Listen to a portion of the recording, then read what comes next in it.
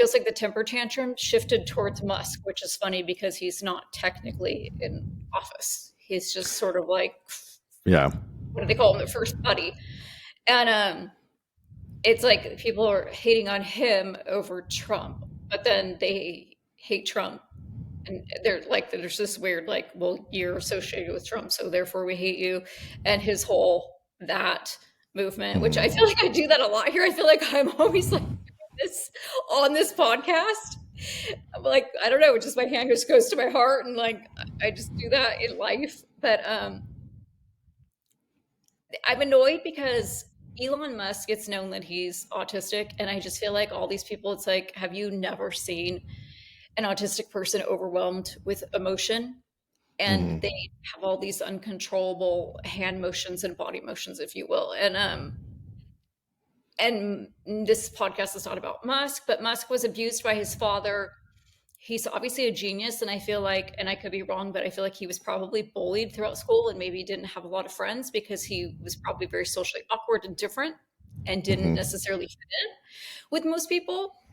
And so now here he is, pretty much accepted. Like, very, people just love him. He's very accepted. And then his buddy Trump, he's at this inauguration, and I feel like he was just like overwhelmed with emotion, excitement, and joy, and just reacted accordingly. But people want to be like, no, he's a Nazi. And then sure, there's the right wing extremists who are like, yay, Heil Hitler, all that. But like that doesn't mean that that's what Musk's intent or heart was. And I feel like that also overshadowed a lot of the inauguration. It was most of the news. And I didn't watch the inauguration all day. Just that's actually why I searched it. I was looking for stuff last night and searched inauguration 2025. And that's when I saw the little fireworks and American flags come up. And then I texted you all in the group text. It was like, let's go look how cute.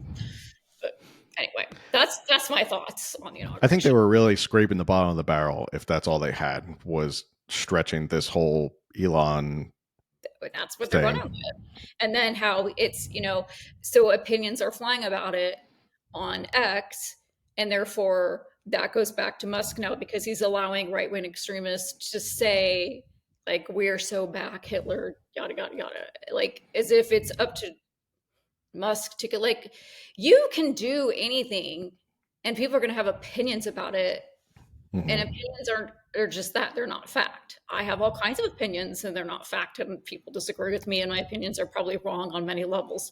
But just because I have an opinion about something doesn't mean that that's like what we need to run with. And that's where people need to like stop the nonsense.